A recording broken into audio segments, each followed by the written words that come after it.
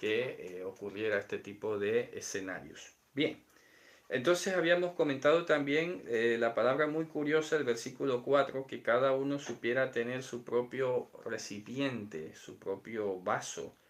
Es muy curioso porque, claro, al revisar esta palabra que me llamó la atención, y lo hice en vivo la vez pasada, efectivamente corroborábamos que no es que se refiera realmente a esposa o a mujer, ¿ok? Eso hay que hacer esa precisión y corrección, si en algún momento he dicho otra cosa, porque la evidencia contundente es que se refiere a objeto o algo, y en este caso lo más aproximado sería hablar de vaso. Y este concepto de vaso ya lo vemos luego en otros textos del Evangelio, donde nos habla de que somos vasos de barro, que como vaso más frágil, etcétera, ¿no? Yo creo que por ahí es donde pronto algunos hicieron la asociación con lo del vaso frágil y tradujeron esposa, pero francamente no dice, textualmente no dice esposa. Bien, ahora llama más la atención que diga su propio vaso, porque precisamente está apelando al autocuidado, ¿ok? Al cuidado de uno mismo. Como bien le dijo Pablo a Timoteo, cuídate de ti mismo y ten cuidado de ti mismo en ambos sentidos, el sentido positivo y negativo. O sea, cuida de ti para bien y cuídate de ti, de las ocurrencias y de tus propias cosas, ¿no? Entonces, ese es el valor y remarca las palabras santidad y honra en este caso. Entonces, ahora continuamos con el verso 5, que ya es el versículo con el que inicia el estudio de hoy, y dice así: no en pasión de epitimía. ¿Se acuerdan que vimos esa palabra también la vez pasada? Epitimía, que habíamos dicho, el sobredeseo, el sobreanhelo, ¿ok? Entonces, claro, es interesante porque en cualquiera de los dos casos, sea que alguien diga, no, yo creo que sí se refiere a la esposa, o como hemos dicho, no, más bien se refiere a uno mismo. Yo soy, repito, la segunda opción, se refiere a uno mismo como vaso. Entonces está diciendo que tú a tu vaso, a tu propio cuerpo, no lo puedes estar tratando con emociones sobre elevadas. ¿Cómo dice? Como también lo hacen los gentiles que no conocen a Dios. Y aquí tocamos un tema interesantísimo porque es vigente, es de esos temas como el de la vez pasada, de la pornía, y hablamos de la pornografía y todo esto. Pues este es otro tema que poco se habla o se menciona y que no tiene que ser tabú. Porque cada uno de nosotros es como es, viene de un entorno, viene con unas cargas hormonales y unas cargas del organismo y todo lo que quieras, pero precisamente es allí donde interviene la dieta que Dios nos ha ordenado. Y aún así, dentro de la dieta permitida, nosotros tenemos que ser muy apercibidos de qué cosas pueden estar contribuyéndonos a desarrollar un tipo de hormonas o de comportamientos que lo que hacen es acelerar nuestros anhelos y nuestros deseos. ¿Ok? Lo digo, repito, con total claridad. Que lo que estoy insinuando es un poco lo que a veces en el mundo le llaman los afrodisíacos, ¿ok? Pero evidentemente no lo vamos a llamar así, sino que vamos a hacer nosotros un ejercicio de concientización de qué cosas de repente pueden producir en nosotros un exceso de deseo. Les voy a poner un ejemplo muy sencillo. Es como ya sabemos y se dice, y aunque no aplica para todo el mundo, el efecto que tiene el café de mantener a las personas despiertas o hiperactivas, o el azúcar, por ejemplo. A esto me refiero, ¿no? Entonces, está claro que existen elementos, sustancias, comida, que pueden influir en nosotros en este tipo de epitimía, de poner entonces una mayor persistencia, una mayor insistencia en el deseo sexual o cosas por el estilo, que es ahí donde entonces hay que cuidarse. Por ejemplo, haz de cuenta que puede pasar que en algunas personas el efecto que tiene el vino vaya a repercutir directamente sobre esta epitimía, ¿ok? Como que puede ser algún otro tipo de sustancia, repito, que uno tiene que estar apercibido. Así como estamos apercibidos de no llegar a alcoholizarnos, ¿ok? Que yo lo he dicho, podemos tomar alcohol, sí, pero tú tienes que estar apercibido de que no te embriagues. Si tú ya sientes que te da un pequeño mareo, una pequeña cosa, pues automáticamente paras. Entonces lo mismo va a pasar en este caso. Y eso que incluirá también, bien relacionado con lo anterior, porque bien dijo Mashiach, mirad lo que oís, y en este caso habría que ver, cuida lo que ves. Porque claro, ya les he dicho, ¿no? El bombardeo que hay constantemente, tú abres inclusive una página en el propio Facebook o en el propio Internet y te sale ya una publicidad de todo tipo. Alguien la vez pasada creo que alcanzó a mencionar algo así sobre las películas, ¿no? Eh, Efectivamente, pues hay que tener cuidado. Cada quien tiene que saber a qué es sensible. ¿Y para qué? Hombre, pues para no alimentar este tipo de cosas. Porque resulta que luego esto se va a volver una presión inclusive sobre la pareja, pero también una guerra sobre ti mismo.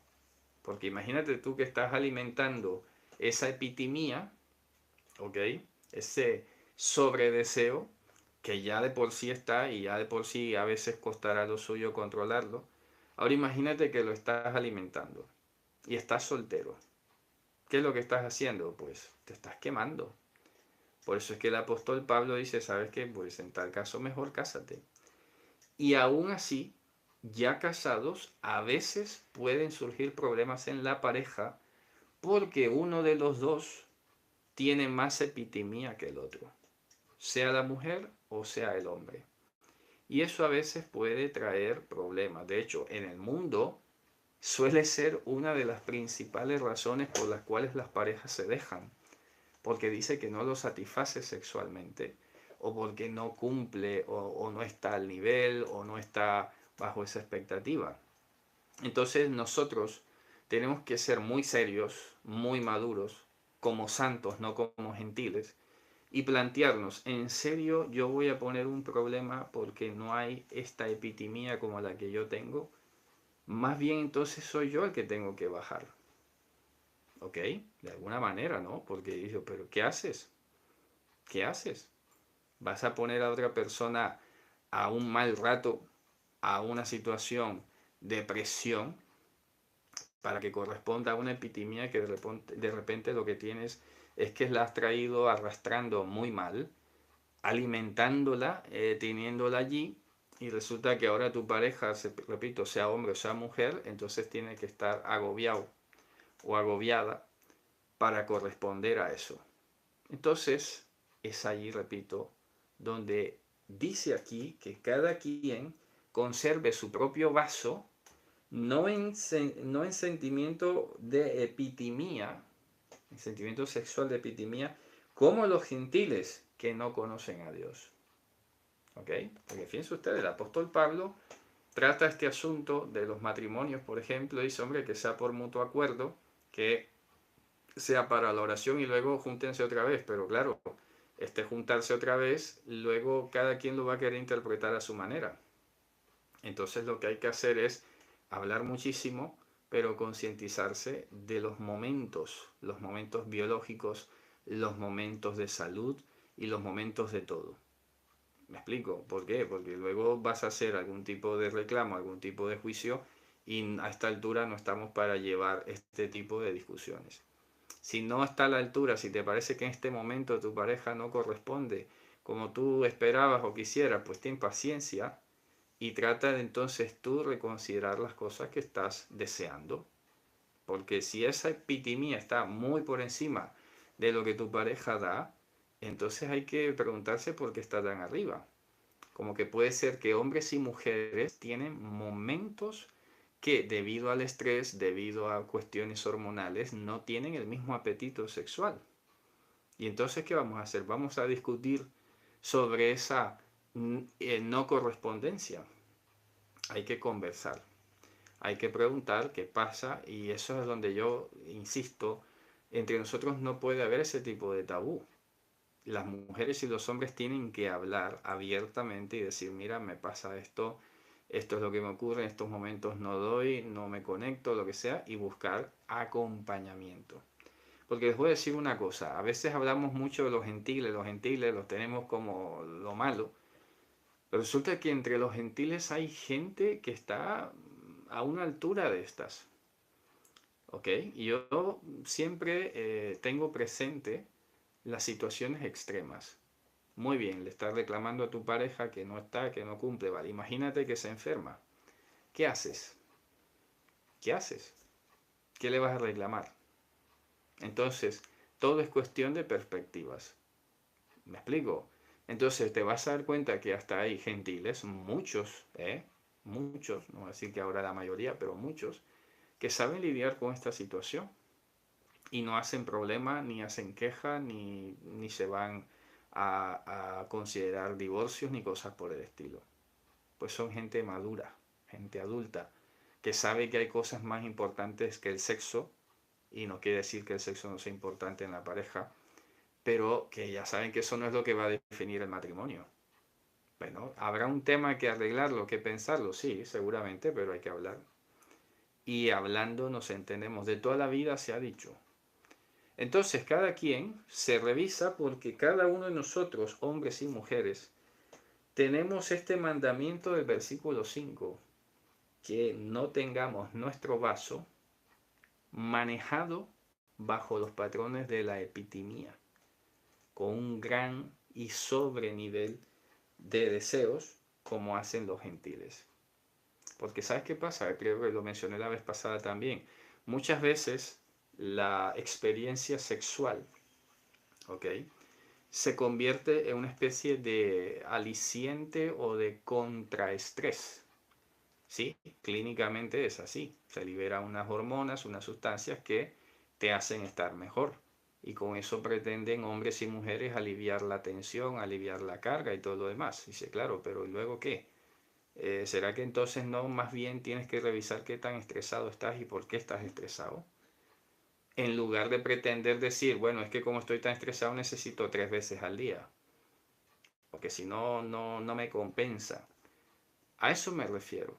Si te sientes muy estresado y necesitas más sexo, entonces tienes que revisar es el estrés, no el exigir más sexo, porque se te está volviendo, repito, es una receta para compensar algo que estás haciendo mal. Y así pasa con todo, cuestiones de ansiedad, personas que de pronto venían adictas a algo, a veces lo que hacen es compensar. Eso se llama compensación. Entonces ya que dejé esto, pues ahora lo reemplazo por esto y estoy recibiendo la misma retribución en mi cerebro de placer o de satisfacción. Entonces eso es de gentiles, porque no procesan ni piensan ni se toman el tiempo de meditar qué es lo que está pasando, qué ha sido de su vida, qué los ha llevado allí y cómo funciona su cerebro y su cuerpo.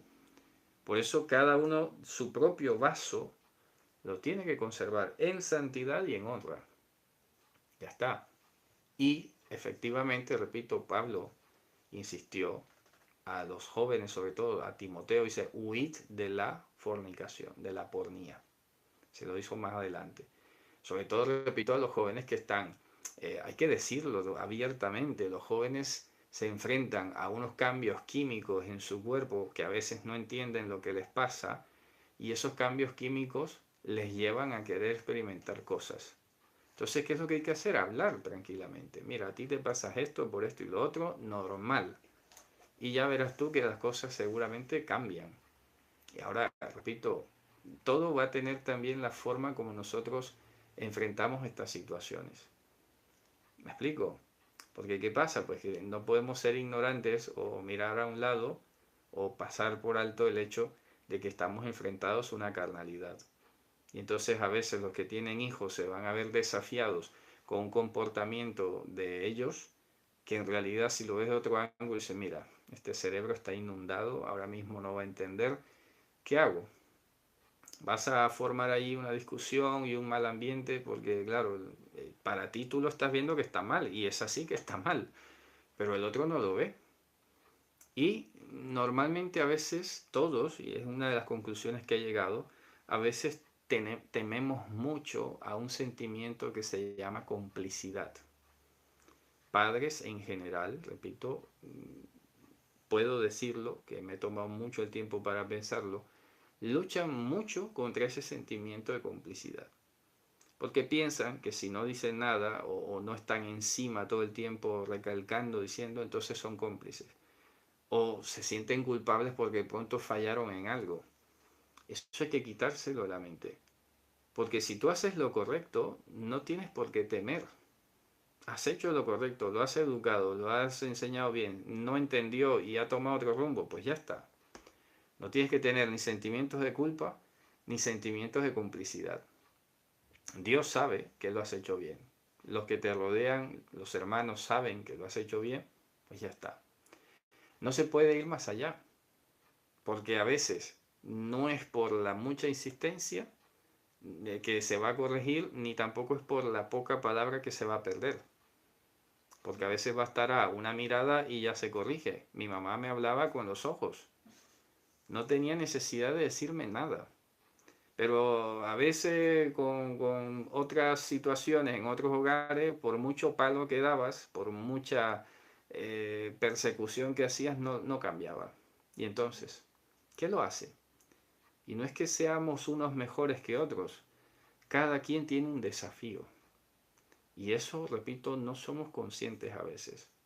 Pero cuando tú ves a tu hijo, a tu pareja, al hermano, como alguien que lleva su propia carga y tiene unos desafíos y unas cosas por el estilo, dices, ¿sabes qué? Ya suficiente tiene con él. Como para que yo esté encima allí tratando de corregir y hacer ver algo que no lo ve. Si está, pues punto. Y si lo ve, bien. Y si no, pues ya lo verá después. ¿Ok? Así de sencillo, ¿no? Entonces queda claro esta parte, ¿no? Para que quede bien ilustrado y sin tabúes. Bien. Entonces, ¿qué dice el verso 6?